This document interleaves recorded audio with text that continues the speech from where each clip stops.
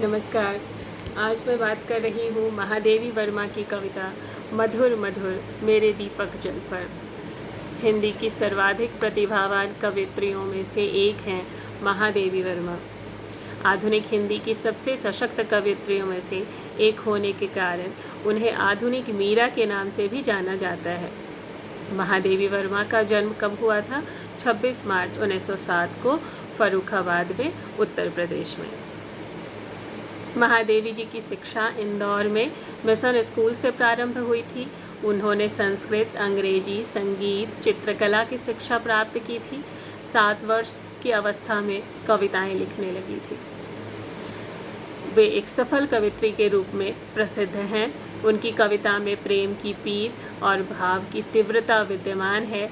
भाव, भाषा और संगीत की त्रिवेणी उनके गीतों में प्रवाहित है। वैसी त्रिवेणी किसी और में मिल पाना बेहद दुर्लभ है। उनके प्रमुख काव्य संग्रह हैं निहार, रश्मि, निर्जा, सांध्य गीत। भारतीय साहित्य में अतुलनीय योगदान के लिए उन्हें ज्ञानपीठ पुरस्कार से सम्मानित किया गया था।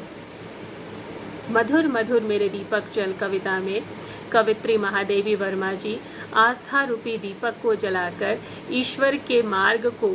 ईश्वर की तरफ जाने वाले मार्ग को रोशन करना चाहती हैं। वह अपने शरीर के कण कण को जलाकर अपने अंदर छाए अहंकार को समाप्त करना चाहती हैं। इसके बाद जो प्रकाश फैलेगा उसमें कवित्री अपने प्रियतम का मार्ग जरूर देख पाएंगी। वह संसार के दूसरे व्यक्तियों के लिए भी यही कामना करती हैं और उन्हें भक्ति का सही मार्ग दिखाने के लिए उनकी सहायता करना चाहती हैं। इसलिए उन्होंने कविता में प्रकृति के कई सारे खास उदाहरण भी दिए हैं। उनके अनुसार सच्ची भक्ति के मार्ग में चलने का केवल एक ही रास्ता है, आपसी ईर्ष्या और द्वेष का त्याग करना। कविता की पंक्तियां हैं मधुर मधुर मेरे दीपक जल। युग युग प्रतिदिन प्रतिक्षण प्रतिपल प्रियतम का पथ आलोकित कर। सौरभ फैला विपुल धूप बन, मृदुल मोम सा घुलरे मृदुतन। दे प्रकाश का सिंधु अपरिमित, तेरे जीवन का अणु गल गल। पुलक पुलक मेरे दीपक जल, सारे शीतल कोमल नूतन। मांग रहे तुझसे ज्वाला कण, विश्व सलभ सिर धुन कहता मैं। हाय न जल पाया तुझ में मिल, सिहर सिहर मेरे दीपक जल।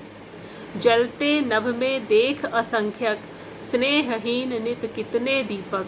जलमय सागर का उर जलता, विद्युत ले घिरता है बादल। बेहस बेहस मेरे दीपक जल।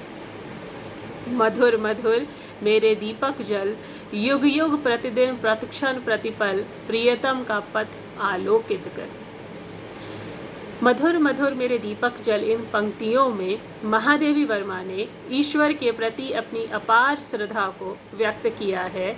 वे कहना चाहती हैं कि हमें अपने मन में आस्था रूपी दीपक हमेशा जलाकर रखना चाहिए।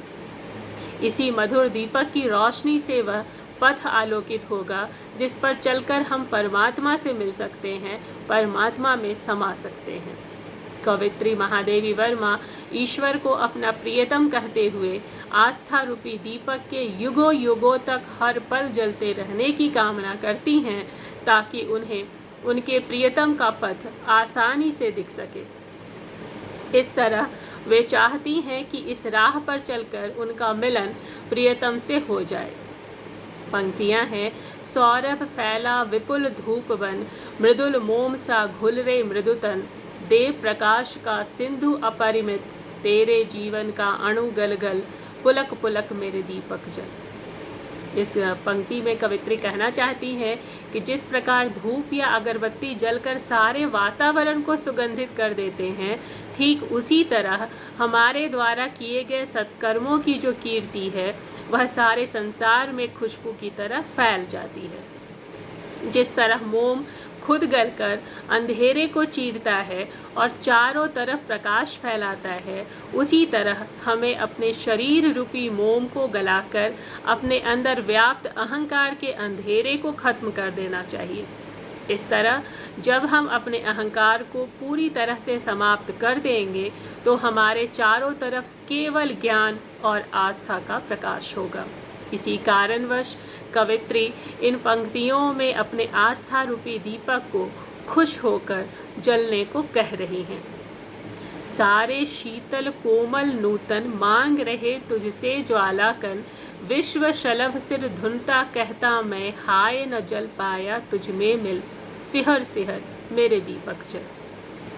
कवित्री संसार के सभी प्राणियों के बारे में बता रही हैं जो आस्था की ज्योति को सांसारिक भोग विलास में ढूंढ रहे हैं।